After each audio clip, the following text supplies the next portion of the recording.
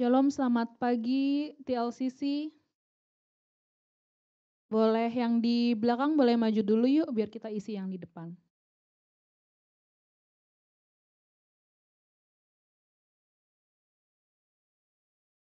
Kita mau mulai ibadah ya.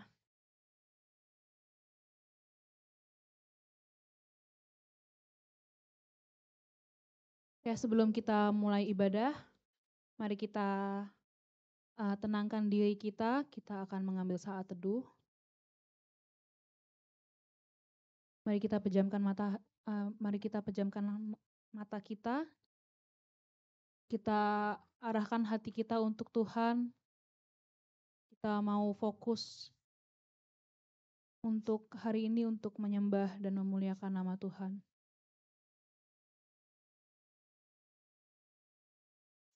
Terima kasih Tuhan Yesus. Tuhan sudah bisa mengumpulkan kami di sini dengan keadaan tubuh yang sehat. Kita bisa bersekutu lagi setelah 1 minggu kita sudah banyak melakukan aktivitas kami masing-masing.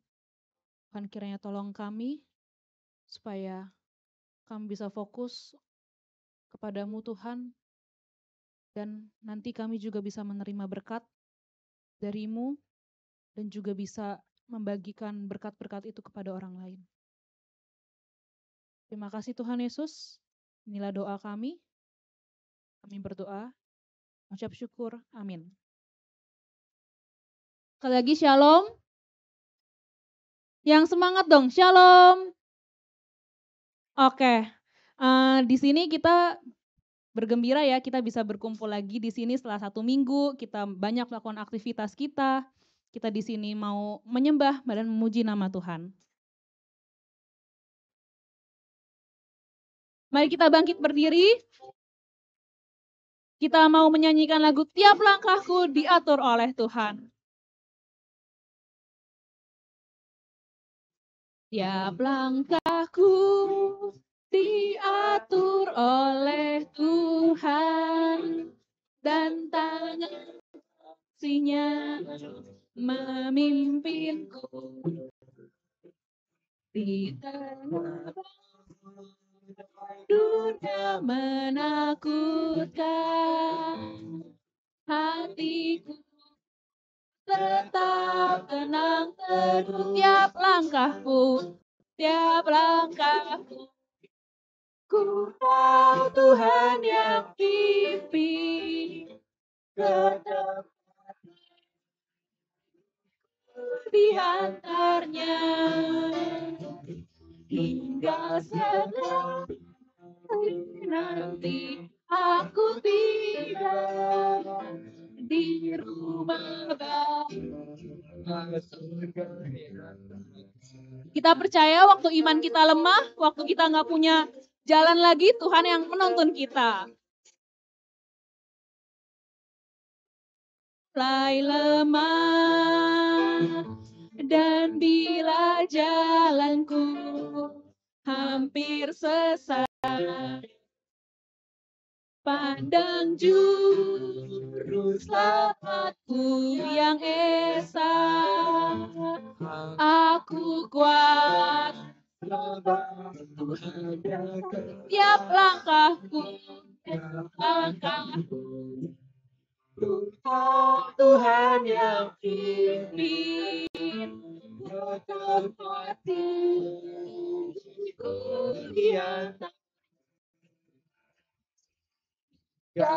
Sekali nanti aku tiba di rumah Bapa yang dekat. Tiap langkahku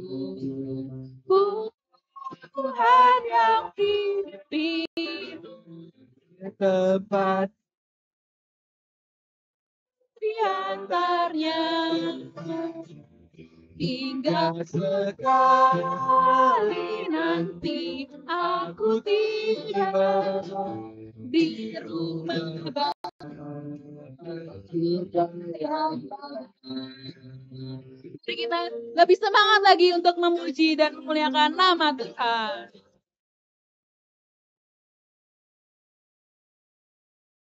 Tiap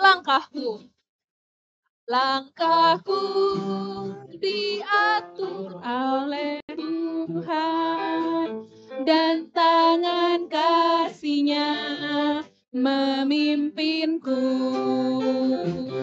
di tengah badai dunia menakutkan.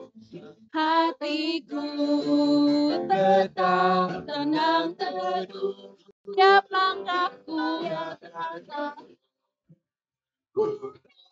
Tuhan yang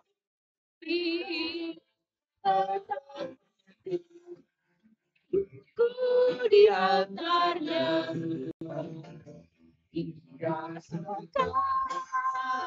nanti aku tinggal di rumah. Kita percaya bahwa setiap langkah kita Tuhan yang pimpin, amin.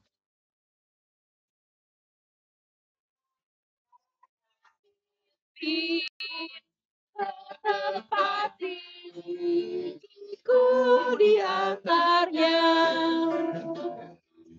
dan sekali nanti aku tinggal di rumah Bapa yang lagi. Tiap langkahku Tuhan yang pimpin ke tempat diriku diantarnya hingga sekali nanti aku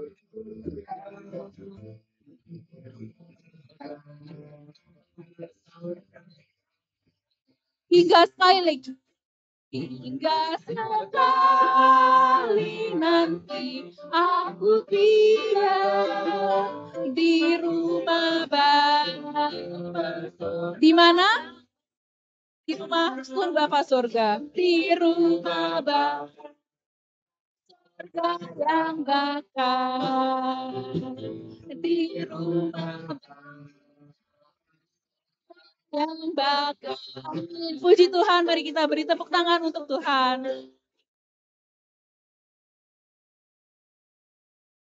Jemaat dipersilahkan duduk kembali.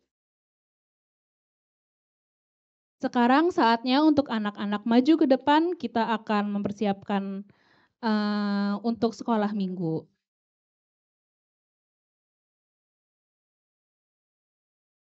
Iya, saya mengapresiasi orang tua yang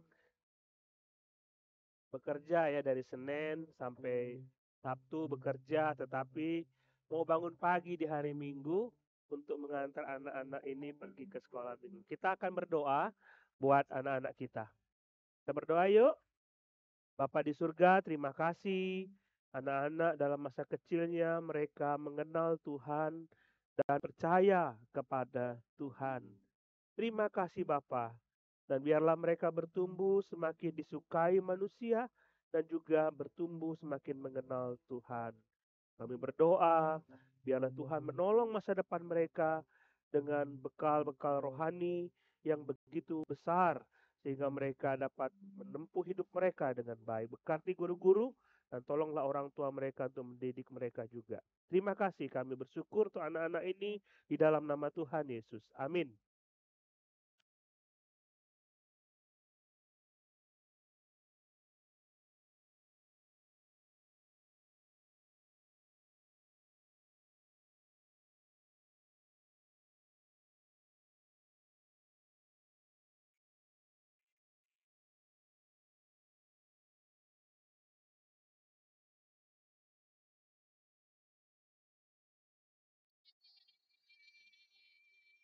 It's our God, sing with me, how great is our God, and all will see how great is our God. Mari jemaat kita bangkit berdiri, kita nyanyikan lagu ini, How Great is Our God. How great is our God. Sing with me, how is our God, and all will see how great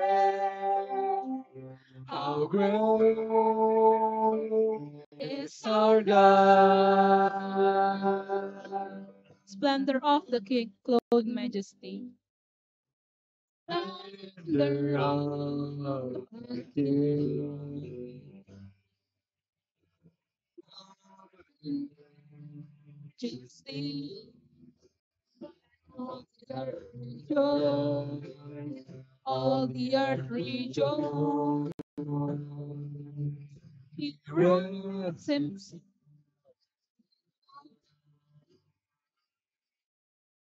Darkness rise to Come and trembles at his voice. trembles at his voice. How is our God? Is our God? Sing with me, how great is our God, and All will see how great is our God.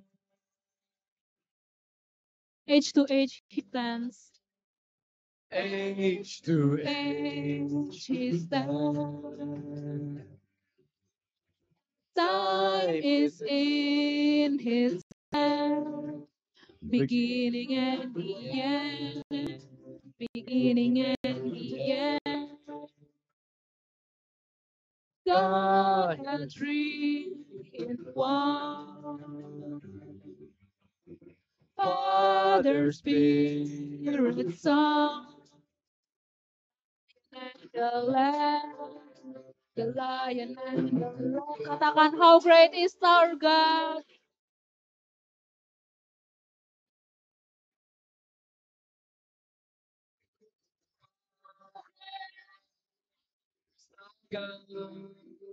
And all will see how great is our God. How great is our God. Sing me, how great is our God. And all will see how great is our God.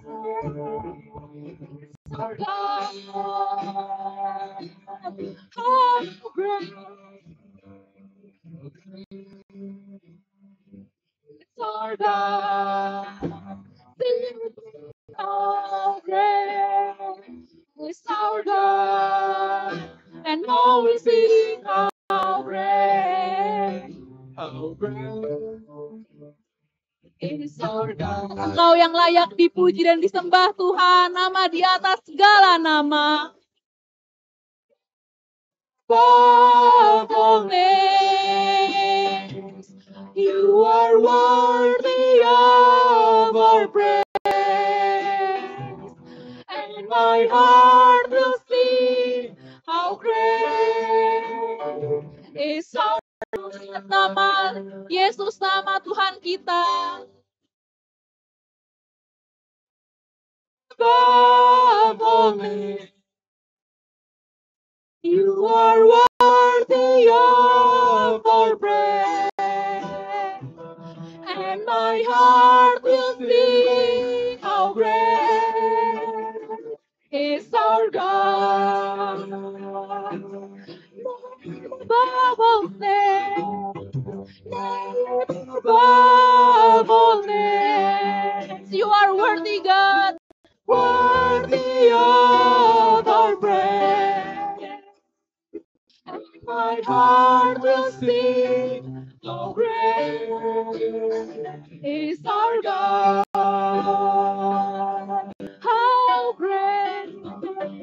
How great is. Mari kita angkat tangan kita menyembah Tuhan. Sing with me, How great is our God, and all will see how great is our God. lagi kita katakan, how great is our God. How great is our God. Is our God. And all will sing how great Is our God.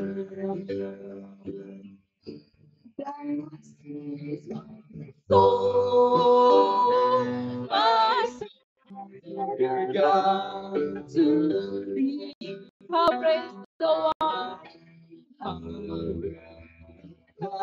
one.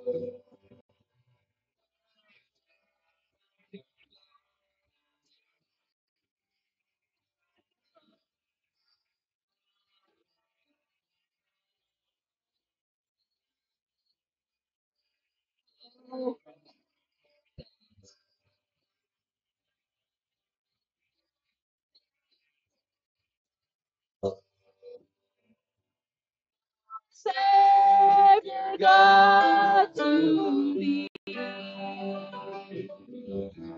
How great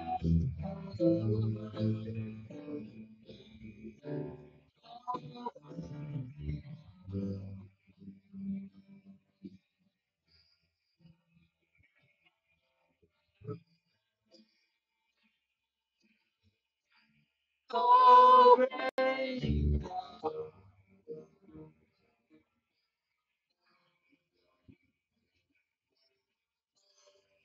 Mari kita beri tepuk tangan untuk Tuhan kita. Kita di sini percaya ya bahwa ada Roh Kudus di sini, amin. Roh Kudus di sini sedang bekerja untuk kehidupan kita. Maka dari itu kita nggak perlu khawatir, karena bagi Tuhan nggak ada yang mustahil. Karena Roh Kudus sedang membantu kita di saat kita kesulitan. Maka dari itu mari kita menyanyikan lagu ini bersama-sama. Tiada yang mustahil.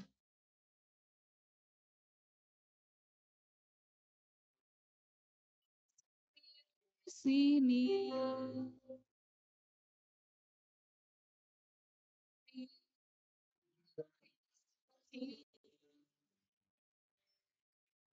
Perkara ajaib pun terjadi, kuasa mujizat nyata, karena Roh Allah sedang bekerja. Roh Kudus hadir di sini.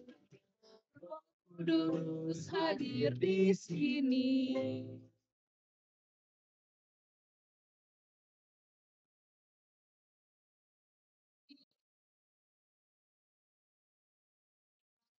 Ajaib pun terjadi, kuasa mujizat nyata.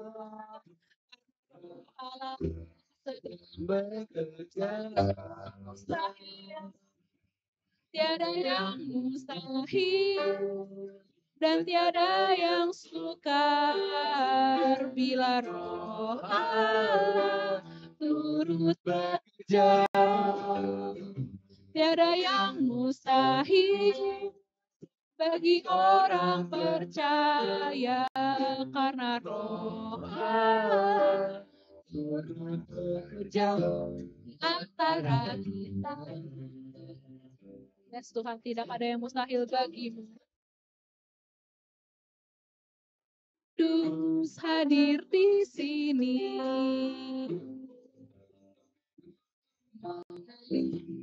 Di bait suci. Karena ajaib pun terjadi, kuasa mujizat nyata. Karena Roh Allah sedang bekerja.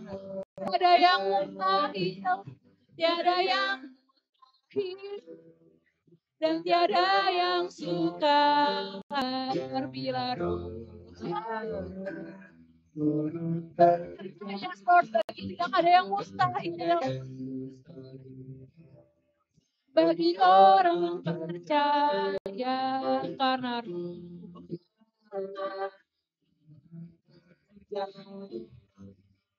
tiada yang mustahil dan tiada yang sukar bila Roh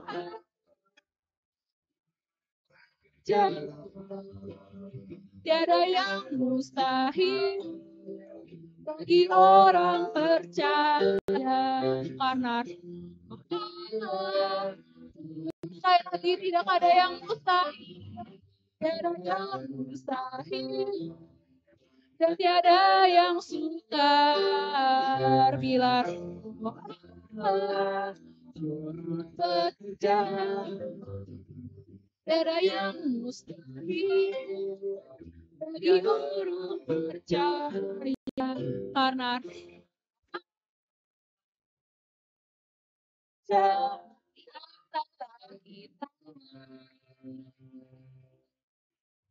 Saudara yang dikasihi Tuhan, kita berdoa sebelum mendengarkan firman Tuhan. Bapa di surga, kami datang kepadamu dan bersyukur kami boleh beribadah kembali kepada Tuhan untuk mendengar firman Tuhan. Kami berdoa kiranya Tuhan menolong kami, Engkau sendiri yang berbicara kepada kami, kuasa-Mu sendiri yang menaungi kami, sehingga Engkau sendiri yang berbicara dan menegur kami, memberikan kekuatan pada kami, dan memberikan penghiburan bagi kami. Terima kasih Bapa, dalam nama Tuhan Yesus. Amin. Saudara yang dikasihi Tuhan, selamat pagi. Ini pasti saudara tidak sabar untuk beribadah ya. Memang orang-orang Kristen tuh pengen nunggu, nggak sabar lagi. Kalau seperti Daud bilang itu, lebih baik 1 hari di pelataranmu daripada 1000 tahun di tempat lain. Kami waktu di Palembang itu hampir tiap hari saya ke gereja. Nggak tahu nggak ada acara, pokoknya ke gereja. Luar biasa. Nah saudara, kita sebagai anak-anak Tuhan ingin melayani Dia. Benar tidak? Ada yang jadi percaya kepada Tuhan lalu mengatakan saya tidak mau melayani Tuhan. Ada yang mengatakan demikian. Ada? Nggak ada ya, nggak ada jawaban berarti nggak ada. Berarti semua pengen melayani Tuhan dengan baik. Nah kita akan belajar dari Rasul Paulus bagaimana konsep dia ketika dia mengatakan siapa dirinya di hadapan Tuhan, siapa dirinya ketika orang-orang Korintus menghakimi dia bahwa dia mungkin tidak dipilih menjadi pendeta favorit. Kita akan belajar dari 1 Korintus pasal yang keempat. Mari buka Alkitab saudara, kita baca cuma 5 ayat ya. Kita baca 5 ayat. Kita coba lihat, sudah ditampilkan mestinya ya. 1 Korintus pasal yang keempat. Buka Alkitab saudara, kita lihat di situ ayat 1 sampai yang ke-5. Saya bacakan bagi saudara. Saudara dengar baik-baik, kita baca pelan-pelan supaya kita mengerti. Demikianlah hendaknya orang memandang kami sebagai hamba-hamba Kristus, yang kepadanya dipercayakan rahasia Allah, yang akhirnya dituntut dari pelayan-pelayan demikian, pelayan-pelayan yang demikian, ialah bahwa mereka ternyata dapat dipercayai. Bagiku sedikit sekali artinya entahlah aku dihakimi oleh kamu atau oleh suatu pengadilan manusia. Malahan diriku sendiri pun tidak kuhakimi. Sebab memang aku tidak sadar akan sesuatu. Tetapi bukan karena itulah aku dibenarkan. Dia yang menghakimi aku ialah Tuhan. Karena itu janganlah menghakimi sebelum waktunya, yaitu sebelum Tuhan datang. Ia akan menerangi juga apa yang tersembunyi dalam kegelapan, dan ia akan memperlihatkan apa yang direncanakan di dalam hati. Maka tiap-tiap orang akan menerima pujian dari Allah. Bagian-bagian ini dari bagaimana cara Paulus melayani akan kita pelajari supaya kita merefleksikan diri kita, apakah kita sungguh-sungguh seorang pelayan Tuhan yang benar di mata Tuhan. Kita akan belajar dari Rasul Paulus bagaimana motivasi kita sebenarnya ketika kita melayani Tuhan. Minggu lalu saudara sudah belajar dari pasal yang ketiga bahwa di situ disebutkan bahwa tiap-tiap orang nanti kadar pelayanannya dia seperti apa mutu pelayanannya itu akan dilihat, apakah dia seperti jerami, apakah kayu atau emas. Itu ya, minggu lalu kita sudah belajar. Nah, Paulus mengemukakan alasan-alasan mengapa dia melayani. Pasal 4 ayat 1 sampai 5 ini dia kemukakan untuk merespon orang-orang Korintus yang mulai membuat faksi-faksi. Mereka membuat kelompok-kelompok, aku penggemar Petrus, aku penggemar Apolos, aku penggemar Paulus. Jadi rupanya memang sejak dari dulu orang-orang Kristen punya pendeta favorit. Gitu ya. Dari dulu punya pendeta favorit. Sekarang pun kalau orang Kristen ditanya siapa yang kamu sukai, mereka akan melihat, oh saya lebih suka ini, saya lebih suka ini, lebih suka ini, lebih suka ini. Dan untuk menanggapi itu, Rasul Paulus memberikan argumennya tentang siapa dirinya, siapa Paulus, siapa Apolos, siapa Petrus. Dan dia menggunakan kata kami. Dia mengandang, demikianlah hendaknya orang memandang kami. Dia melihat aku Petrus dan Apolos memandang kami sebagai orang-orang hamba. Sebagai orang-orang hamba. Dari sini kita bisa belajar bahwa seorang pelayan itu sebenarnya tidak bisa memuliakan dirinya sendiri. Dia adalah seorang hamba. Nah, kata hamba ini adalah kata yang dipakai untuk menjelaskan. Jadi orang-orang Korintus mengerti ketika menggunakan kata itu. Kami ini adalah hamba. Korintus berada di sebuah adalah kota dengan pelabuhan yang cukup besar dan di situ ada kapal-kapal di mana ada kapal perang. Lalu kapal perang zaman dulu kan berbeda dengan zaman sekarang. Zaman sekarang kapal perangnya tenaganya diesel, tenaganya nuklir. Zaman dulu kapal perang itu tenaganya manusia, pakai dayung-dayung begitu. Dan dia mengatakan kami ini hamba. Kata hamba itu merujuk kepada orang yang berada di bawah dak kapal. Paling bawah, paling jorok, paling dekil. Enggak ada artinya sama sekali. Enggak ada artinya sama sekali. Jadi hamba itu dia mengatakan kami ini kayak orang seperti itu loh. Enggak ada artinya sama sekali. Terus lihat ketika kapal perang itu pulang dengan memberitakan kami telah menang.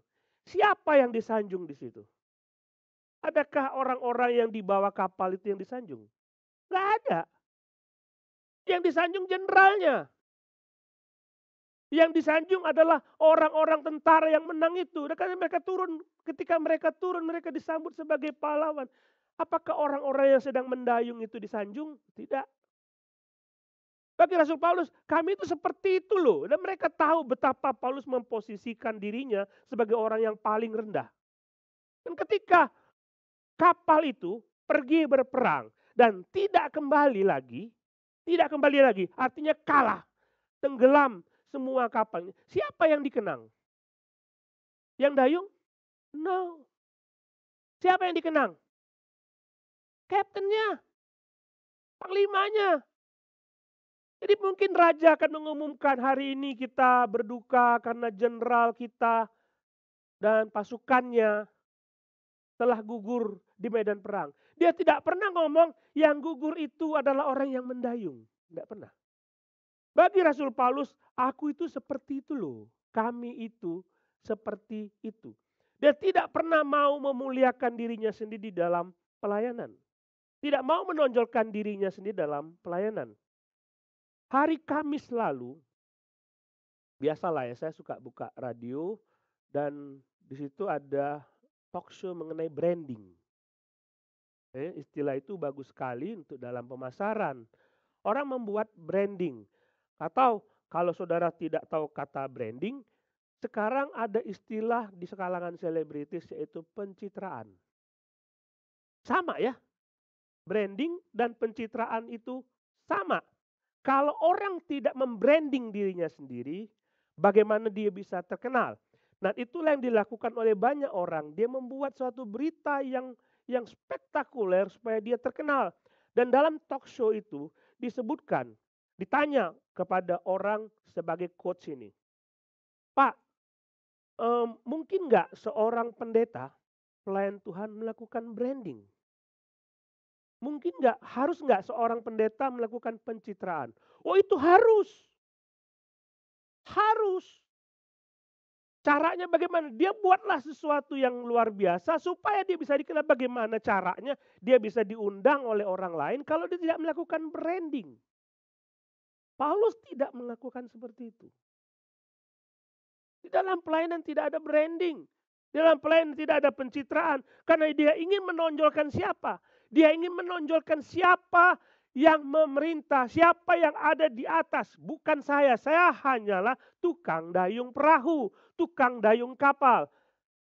Dan ketika orang dayung kapal gitu, di depannya kan ada yang kasih aba-aba. Benar kan ya? Kalau nggak dikasih aba-aba bagaimana? Ada yang sedang begini, ada yang sedang begini. Kacau itu semua. Jadi dia harus mengikuti aba-aba orang yang ada di depannya. Bagi saya hanya mengikuti perintah siapa Tuhan saya. Bukan saya. Rasul Paulus mengatakan demikian. Sehingga bukan aku yang dimuliakan. Jadi ketika aku melakukan sebuah pelayanan, Tuhanlah yang harus dimuliakan. Bukan aku. Nah, saya tidak tahu banyak motivasi orang dalam pelayanan. Ada motivasi uang, ada. Ada motivasi supaya aku bisa menonjolkan diri. Begini saudara, ada yang mengatakan begini, saya ingin tunjukkan kepada orang lain. Ini tersembunyi ya. Saya tidak butuh uang, saya tidak butuh uang dalam pelayanan. Tapi bagaimana saya bisa aktualisasi diri saya di dalam pelayanan. Begitu kan? Kadang-kadang ingin tunjukkan kepada orang lain, aku mampu melakukan ini dan aku mampu melakukan itu. Tunjukkan kepada orang lain. Motivasinya bukan kepada Tuhan. Cuma ingin tunjukkan kepada orang lain bagaimana aku bisa. Ingin tunjukkan kepada orang lain kemampuanku. Aku tidak butuh uang, tapi aku punya aktualisasi diri di dalam pelayanan. Kadang-kadang seperti itu. Jadi kan gitu ya, kalau ditanya-tanya, kadang-kadang ini jawabannya orang ini, saya itu suka melakukan pelayanan ini, saya melakukan. Dia ingin aktualisasi diri, ingin tunjukkan kepada orang lain bahwa saya sudah melakukan ini dan sudah melakukan itu. Bagi Rasul Paulus enggak, saya tidak mau seperti itu. Kemanapun saya melangkah, saya tidak memuliakan diri saya. Saya mau memuliakan Tuhan. Jadi dengan demikian ayat 1 ini mengatakan, hendaklah orang memandang kami sebagai hamba-hamba Kristus. Jadi ketika orang-orang Korintus menyanjung Paulus, ketika orang-orang Korintus menyanjung Petrus, Apolos, dia bilang jangan sanjung kami. Jangan sanjung kami. Kadang-kadang begitu ya. Saya juga kadang-kadang tergoda begitu turun dari mimbar gitu ya. Ada jemaat yang bilang, "Pendeta, khotbahnya bagus, senang sekali." Senang kan? Besar loh hidung ini loh. Jadi makin bangga. Ketika turun, aduh pendeta khotbahnya membosankan, kan sedih rasanya. Seperti itu kan, kadang sedih rasanya. Kadang-kadang kita pengen dihargai. Wajarkah itu? Ya mungkin wajar. Tapi penilaian itu bukan dari manusia, tapi penilaian itu dari Tuhan, bukan dari orang lain. Paulus nggak peduli kamu mau menilai diriku seperti apa. Tujuan aku adalah Tuhan dimuliakan. Jadi seharusnya seorang pendeta ketika dia turun dari mimbar dan melihat setelah firman Tuhan disampaikan, Ada kebangunan rohani dari tiap-tiap orang. Bukan tujuannya supaya dia dinyatakan pendeta yang lucu, yang hebat, yang kata-katanya bagus. No, bukan seperti itu. Jadi setiap motivasi plan, kemanapun kita pergi melakukan pelayanan, apapun yang kita lakukan, sembunyikan diri kita di tempat yang paling bawah dan biarlah Tuhan di tempat yang paling atas. Itu maksud Rasul Paulus. Kita nggak bisa mengatakan bahwa kita harus disanjung dan ditinggikan. Nah, saudara, kalau kita melihat bait kata-kata berikutnya, ayat yang berikutnya, di situ disebutkan, akhirnya dituntut dari pelayan-pelayan yang demikian, ialah bahwa mereka ternyata dapat dipercaya. Dapat dipercaya. Kata itu adalah kata yang seringkali dalam terjemahan setia. Setia. Jadi dipercaya, setia. Intinya begini. Coba saudara pikir, kalau misalnya ada orang di dalam perusahaan saudara atau siapapun lah yang saudara punya bawahan, lalu saudara memberikan sebuah perintah kepadanya, lakukan pekerjaan ini. Dia sudah ada job desk-nya, setiap perusahaan itu sudah ada job desk-nya. Dan saudara punya anak buah, sudah ada job desk-nya. Jadi ada satu perintah yang ingin saudara katakan kepadanya. Misalnya katakanlah saudara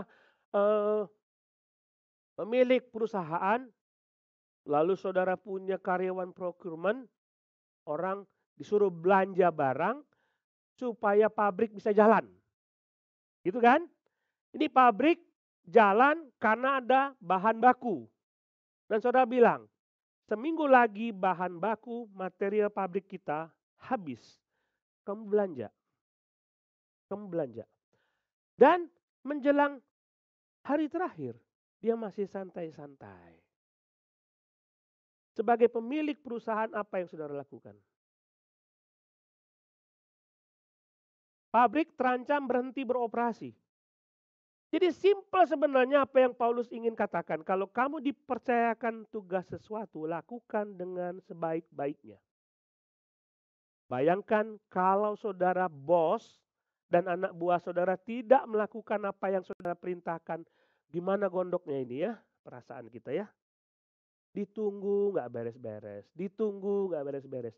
Nah bagi Rasul Paulus, kalau kamu dapat tugas dari Tuhan, kamu kerjakan. Kerjakan.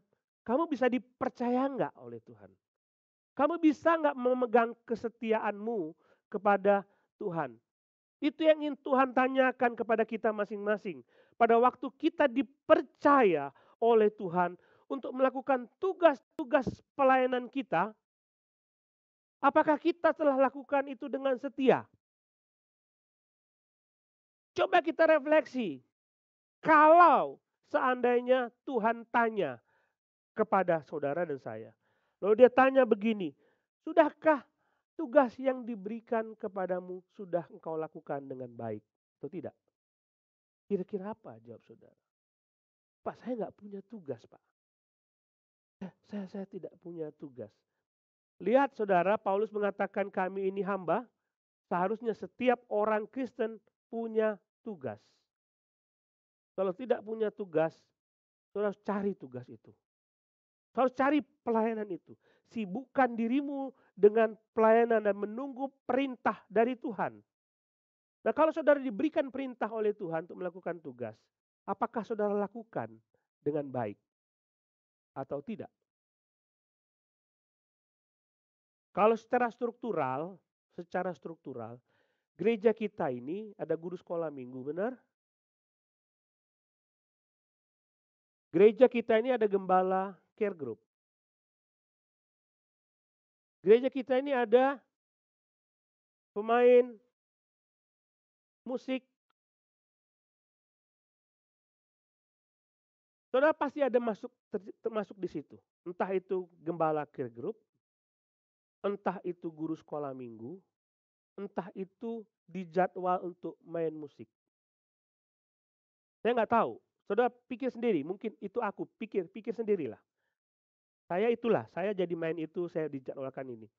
Nah, ditanya oleh Tuhan, pada waktu saudara dipercayakan tugas seperti itu, saudara lakukan dengan baik atau tidak? Bisa dipercaya nggak?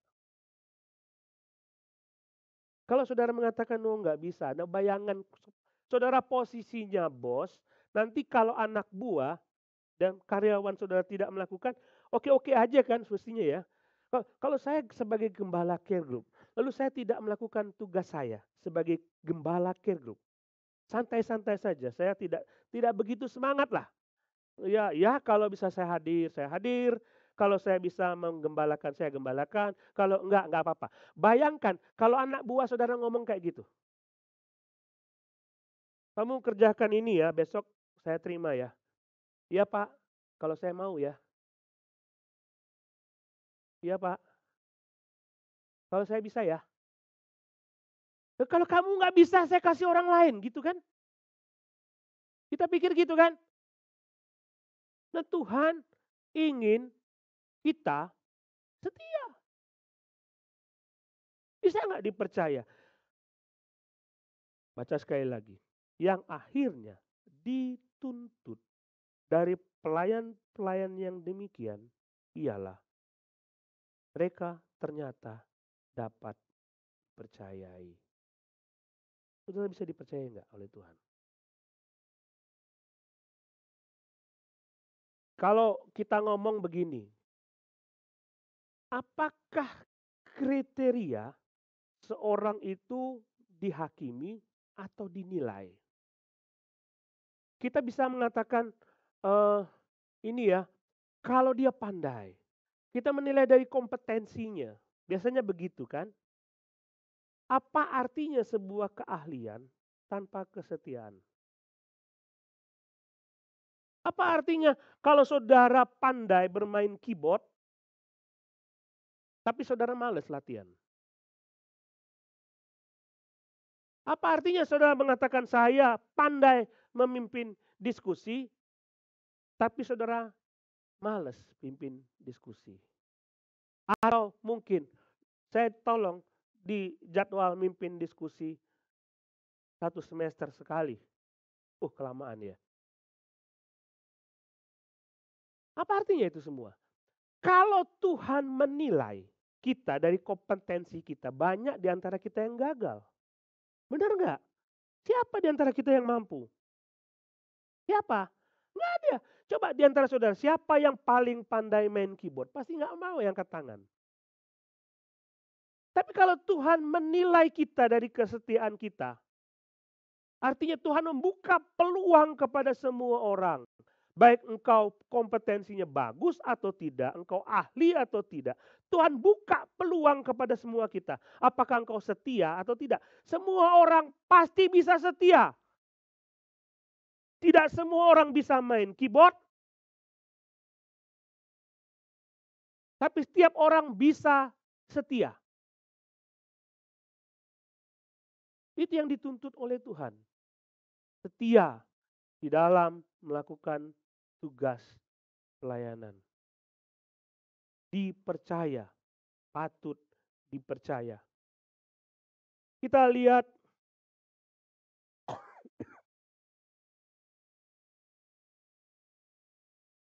kalimat berikutnya, ayat berikutnya, bagiku, ayat 3, sedikit sekali artinya, entahkah aku dihakimi oleh kamu atau oleh suatu pengadilan manusia, malahan diriku sendiri pun tidak kuhakimi.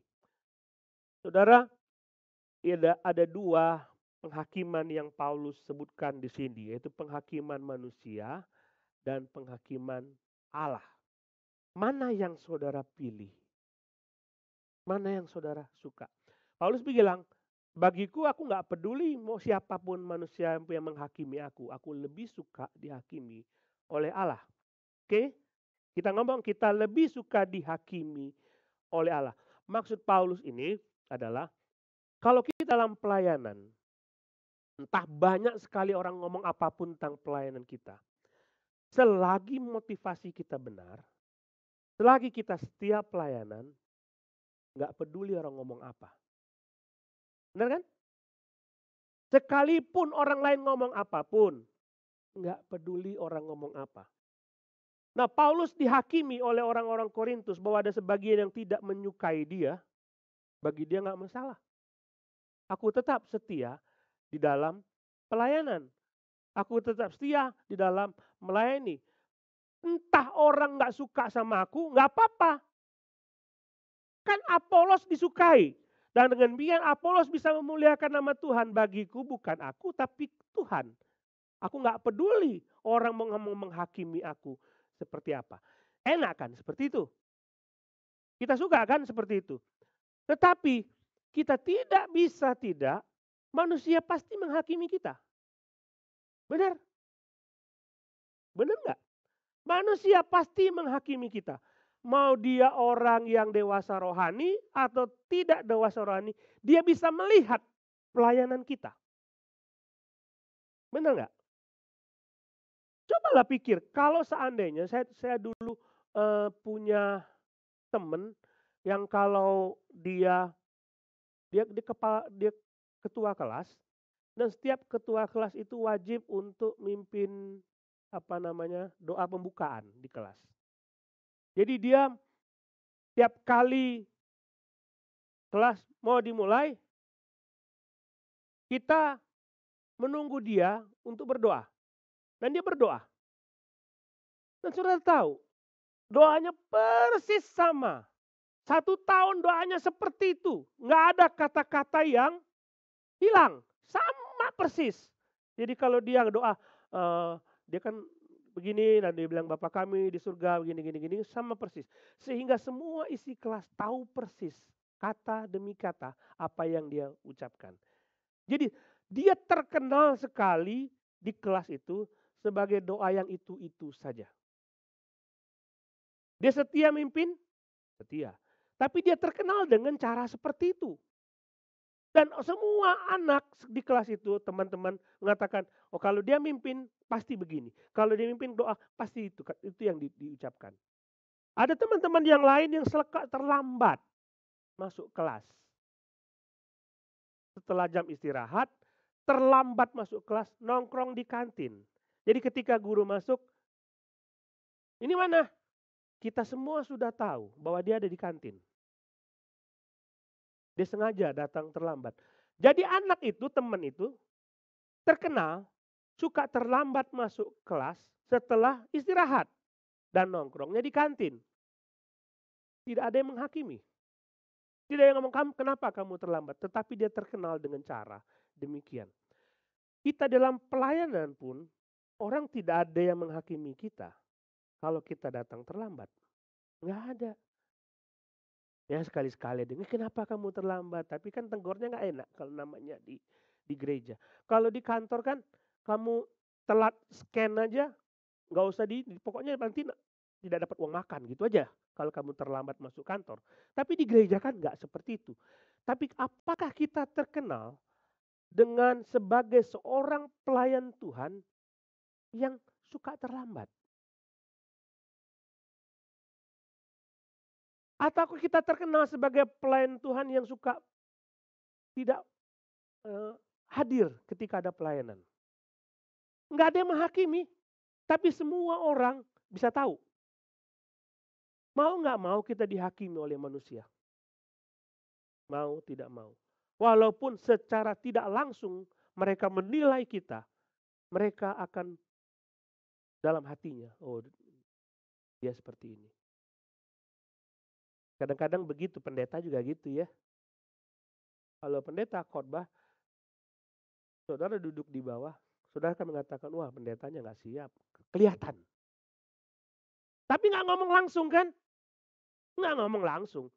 Tapi kalau saya, hamba Tuhan, berdiri di mimbar dan tidak siap, secara tidak langsung kredibilitasnya turun di mata jemaat karena dihakimi.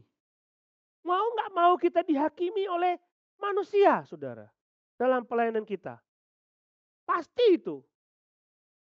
Tapi Paulus mengatakan, aku akan dihakimi oleh Allah. Dia mengatakan dalam ayat yang ke-5, karena itu janganlah menghakimi sebelum waktunya, yaitu sebelum Tuhan datang. Ada saatnya kelak ketika semua sudah selesai, hasil pekerjaan kita dinilai oleh Tuhan. Bagaimana mutu pelayanan kita dinilai oleh Tuhan. Dan kata-kata yang diucapkan oleh Tuhan yang ingin saudara dengar ketika dia menilai pelayanan saudara, kira-kira kata-kata yang seperti apa? Apakah dia akan mengatakan, baik sekali perbuatanku hamba yang setia? Atau hamba yang malas? Kira-kira kata-kata apa yang ingin Tuhan katakan kepada saudara? Lihat ayat ke-5 bagian terakhir. Maka tiap-tiap orang akan menerima pujian dari Allah. Kata-kata itulah yang ingin kita dengar dari Tuhan. Kamu setia. Kamu setia di dalam pelayanan. Kamu setia membangun tubuh Tuhan. Kamu setia beribadah. Kamu setia melakukan apa yang kuperintahkan kepadamu. Itu yang Tuhan mau. Tuhan nggak tanya berapa jiwa. Kalau misalnya ditanya berapa jiwa yang kamu injili dan kau baptiskan. Saudara, kita akan kalah dengan pendeta-pendeta yang besar. Yang membaptiskan, memenangkan sebanyak mungkin orang. Tuhan nggak lihat itu. Kesetiaan kita. Kadang-kadang ada orang yang hanya dengan setia dia melayani, tapi memenangkan sedikit jiwa. Tapi kesetiaan itu diukur kepada dia. Saudara, kata-kata apa yang ingin Tuhan ucapkan ketika saudara berhadapan muka dengan dia?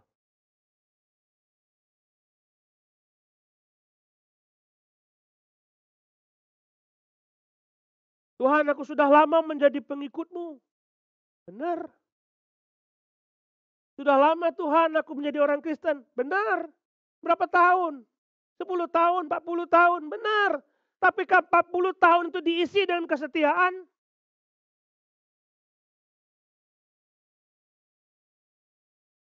Saudara, kata-kata apa yang ingin Tuhan ucapkan? Yang saudara ingin Tuhan ucapkan dan saudara dengar? Kita akan dihakimi oleh Allah. Kita dihakimi oleh manusia dan kita dihakimi oleh Allah.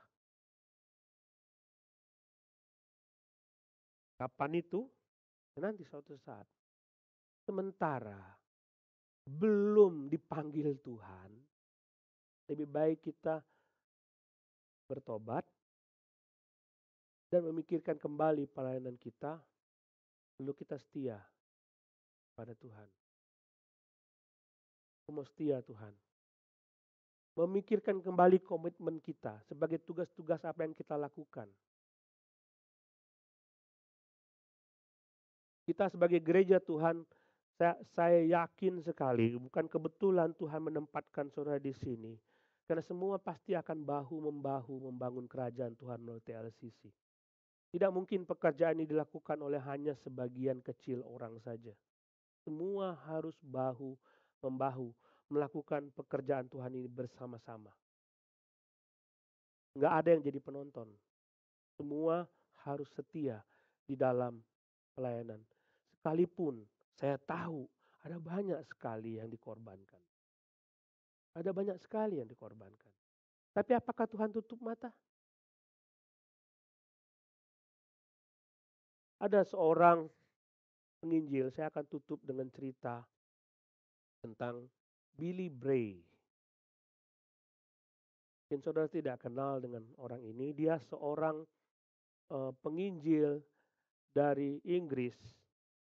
Dia dibesarkan di gereja Metodis, tapi hidupnya penuh dengan kacau balau.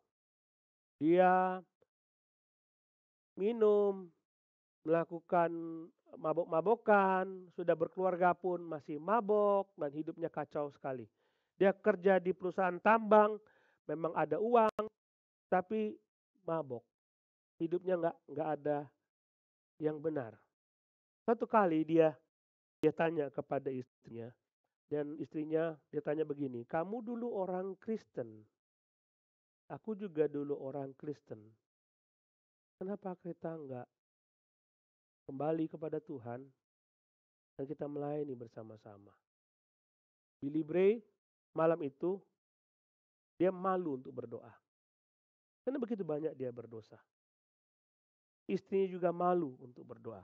Tapi jam 3 pagi dia dibangunkan dan dia mengatakan dia teringat kepada eh, kehidupannya. Dia mengatakan, bagaimana kalau besok pagi aku dipanggil Tuhan, aku mati. Dia takut sekali. Jam 3 pagi itu dia berlutut di pinggir ranjangnya dan dia berdoa, Tuhan, aku ingin menserahkan hidupku buat Engkau. Aku mau bertobat. Dia nangis sepanjang hari sampai pagi, sepanjang malam itu. Dia menangis terus, menangis terus. Bahkan besoknya dia mengambil Alkitab dan dia baca Alkitab dan menangis dan terus menangis. Dan dia serahkan hidupnya kepada Tuhan. Tapi dia tidak bekerja di pertambangan lagi. Dia mulai setia penginjilan. Uangnya sudah mungkin tidak ada hasil lagi. Tidak banyak lagi. Lalu dia menanam kentang. Dia menanam kentang. Hasilnya tidak banyak. Hasilnya tidak banyak. Nah, ketika dia menanam kentang dan dia sedang panen, dia digoda oleh iblis. Goda oleh iblis dengan perkataan demikian. Billy Bray, sejak kamu menjadi pendeta, hamba Tuhan, sejak engkau mengikut Yesus, apa yang engkau dapat? Billy Bray melawan kata-kata iblis itu dan mengatakan, aku memang dapat kentang, tidak banyak, tapi iblis, engkau tidak pernah memberi kepadaku kentang. Aku memang sekarang tidak punya apa-apa seperti aku dulu. Tapi nanti Tuhan Yesus berjanji, aku akan memiliki segala-galanya. Saudara, Billy Bray mewakili pergumulan kita saat ini. Waktu kita ingin setia dalam pelayanan. Kita ingin menghambakan diri kita dan menyerahkan semua demi kemuliaan nama Tuhan. Kita ingin merendahkan diri kita dan ingin supaya diagungkan. Mewakili pergumulan kita. Kita mengatakan, sulit Tuhan. Aku diliputi dengan pergumulan akan kebutuhan keluarga. Aku diliputi dengan pergumulan bagaimana aku bisa survive. Aku diliputi dengan pergumulan bagaimana aku bisa memanage dengan baik semua pekerjaanku. Kita mewakili Billy Bray. Dan jawaban Billy Bray mengatakan, memang aku dapat kentang. Iblis tidak pernah memberi kepadaku kentang. Walaupun itu sederhana, kecil berkat itu. Tapi saat ini sudah tersedia bagiku mahkota yang tidak akan ada tandingannya. Firman Tuhan mengatakan, kamu kalau setia dalam pelayanan, lihatlah jerih payamu tidak akan pernah sia-sia. Saya ingin mengajak saudara untuk berpikir kembali mengenai orientasi pelayanan kita masing-masing secara pribadi. Banyak orang ingin supaya dia mendapatkan nama, aktualisasi diri di dalam pelayanan, ingin menunjukkan bahwa dia mampu. Kita nggak seperti itu. Kita adalah hamba Tuhan yang berada di bawah kapal, tempat yang paling kotor dan tidak memerlukan kemuliaan. Mungkin tidak ada nama di situ, nggak kenal namanya. Mereka tidak dikenal namanya. Karena pikiran kita hanya tertuju bagaimana juru selamat kita dimuliakan. Dan kita yang dimuliakan. Kedua, coba kita pikir kembali. Bagaimana cara kita melayani Tuhan? Apakah kesetiaan kita terganggu dengan pergumulan-pergumulan kita? Tiga, coba renungkan. Kata-kata apa yang ingin Tuhan ucapkan kepada kita pada waktu kita datang menghampiri tahtanya. Dia mengatakan, apa? Paulus mengatakan, tiap orang akan menerima ujian dari Allah. Ini yang kita cari, bukan? Mari kita berdoa.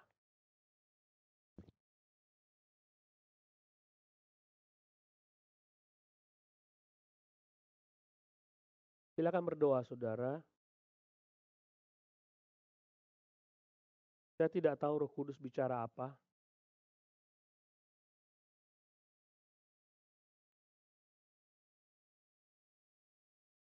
Kalau saudara ditegur oleh Tuhan, jawablah Tuhan sendiri.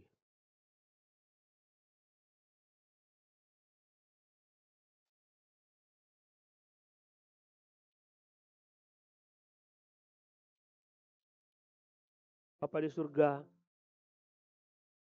inilah kami sebagai manusia. Terkadang kami ingin menonjolkan diri kami, bukan Tuhan. Kami ingin mendapatkan sesuatu dari pelayanan kami. Kadang-kadang seperti itu motivasi kami. Engkau ampuni kami. Dan seringkali kami mengabaikan Tuhan. Dan Tuhan mempercayakan tugas pelayanan itu bagi kami. Dan kami tidak setia dalam melakukannya. Bapa, ampunilah kami. Layakkan kami sekarang ini.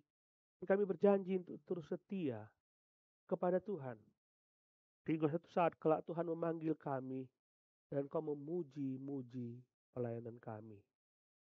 Kata-kata pujian itulah yang kami ingin tunggu dari Tuhan. Terima kasih Bapak, berkati jemaat-Mu. Biarlah kami semua dibangunkan rohani kami oleh Engkau. Di dalam nama Tuhan Yesus. Amin.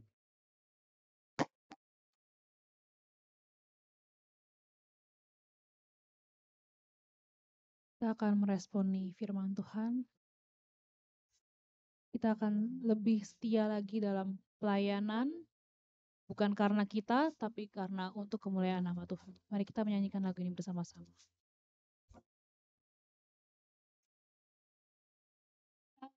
Akan pernah ku sesali iring Yesus seunjang hidupku, lewati lembah air mata, ku saksikan kemuliaan-Mu dinyatakan.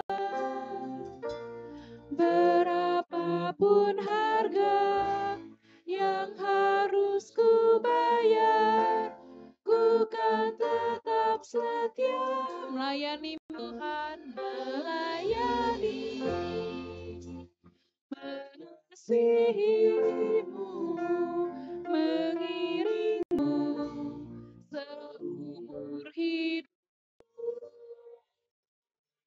Janji-Mu kan tetap ku pegang teguh, sampai ku dapat mahkota kehidupan. Mari kita bangkit berdiri bersama-sama. Kita nyanyikan lagu ini sekali lagi.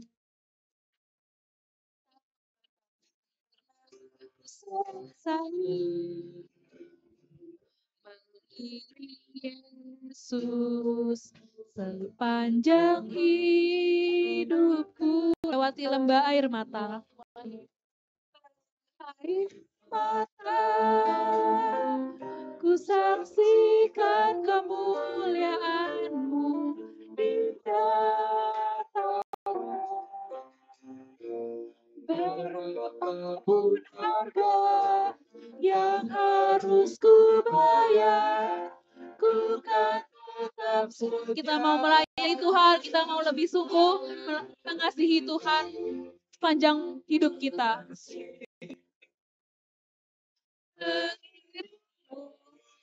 seumur hidupku. Janji Tuhan akan kita terus pegang. Janji-Mu kan tetap ku pegang sampai kita mendapatkan mahkota kehidupan. Dapat melayani, mengasihi, melayani, mengasihi-Mu, mengiringi-Mu seumur hidupku. Janji-Mu kan teguh sampai ku dapat. Kita mau melayani-Mu Tuhan, melayani, mengasihi-Mu, mengiringi-Mu seumur hidupku. Janji-Mu kan tetap ku akan teguh sampai ku dapat mahkota kehidupan. Sekali lagi kita akan mengatakan melayani, mengasihi, melayani, mengasihi-Mu, mengiringi-Mu seumur hidupku. Janji-Mu kan tetap ku pegang teguh sampai ku dapat mahkota kehidupan. Janji-Mu akan ku tetap pegang teguh Tuhan. Janji-Mu kan tetap ku pegang teguh